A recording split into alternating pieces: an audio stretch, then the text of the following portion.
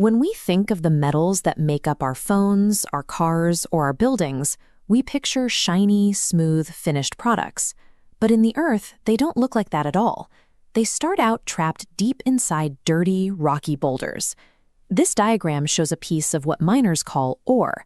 As the equation lays out, a piece of ore is really just two things stuck together: the valuable mineral we actually want, and a pile of earthy trash that we definitely do not want.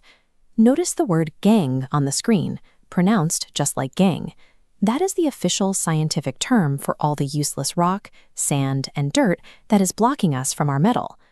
Now, if you only needed a handful of metal, you might be able to chip that gang away with a tiny hammer.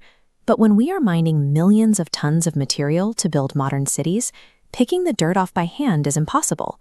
Instead, we have to force the trash to separate itself from the treasure. We do this by exploiting the basic rules of physics and chemistry in a process known as the enrichment of ore.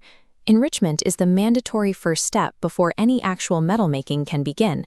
If we tried to melt the rocks exactly as we dug them up, the pure metal would be suffocating in dirt, and the process simply wouldn't work. We have to clear the clutter first. This diagram demonstrates our first sorting trick: density. The easiest way to separate two mixed materials is to exploit their physical differences. Here, we can see that a chunk of metal is significantly heavier than a chunk of dirt of the exact same size. Because of this extreme difference in weight, we use a mechanical method called hydraulic washing. To picture how this works, imagine placing our rocks onto a sloped, vibrating table covered in raised bumps and running a constant stream of water over the whole thing. The rushing water easily sweeps up the lighter dirt particles and carries them away. Meanwhile, the heavier metal particles sink, resisting the water, and get caught safely in the grooves. But what if the weight difference isn't quite enough? We can shift to a different physical property: magnetism. Metals like iron are highly magnetic, while the earthy dirt surrounding them is not. This diagram illustrates a tool designed specifically for that weakness, called magnetic separation. A crushed mixture of ore and dirt travels down a conveyor belt. The roller at the very end of the belt contains a powerful magnet. As the mixture reaches the drop-off point, the plain, non-magnetic dirt behaves exactly like you'd expect. Normal gravity and momentum take over, sending the dirt flying straight off the end into a distant bin. But the magnetic ore is attracted to the roller.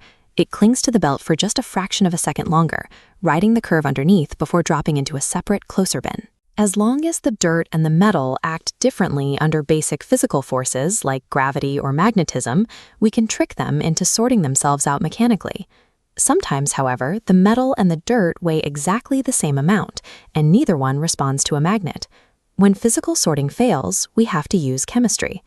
This diagram shows a chemical method called froth flotation. It relies entirely on a quirk of nature: how different materials react to water versus oil. Certain valuable metal compounds, especially those containing sulfur, love oil but repel water. In science, we call this property being hydrophobic or water-fearing. Because they avoid the water, these metal particles grab onto the oily air bubbles rising from the bottom of the tank. They ride those bubbles to the top, creating a thick layer of metallic froth that we can easily skim off the surface. The gang, on the other hand, easily absorbs water. It gets soaked, becomes heavy, and sinks straight to the bottom of the tank. For the most stubbornly fused rocks, we use the ultimate chemical cheat shown in this diagram, called leaching. This method is based entirely on chemical solubility, which simply means seeing what a substance will dissolve in. We drop the crushed ore into a very specific chemical bath. We choose this chemical for one specific reason: it uniquely attacks the valuable metal, dissolving it into a liquid state.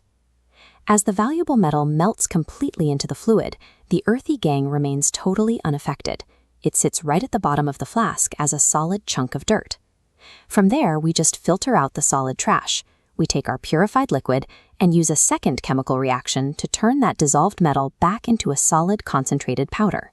Whether we are using selective oil bubbles or targeted acid baths, chemical sorting allows us to extract valuable minerals even when they are deeply molecularly entangled with the trash. We have successfully defeated the useless gang. We did it by weaponizing the rock's own physical properties against it, whether that meant using its weight, its magnetism, its water repellency, or its solubility. The result is a highly concentrated pile of ore. But it is important to remember that this is not pure, usable metal quite yet. We still have to heat it and refine it. However, by removing the bulk of the gangue right now, we save massive amounts of energy, fuel, and money. We won't have to waste resources heating up millions of tons of useless dirt in our furnaces. Looking at this illustration, you can see why enrichment is nature's ultimate sorting game. It takes a massive, messy mountain of useless rock and strips it down into a small, refined package, perfectly prepared and ready to be transformed into the metals that build our world.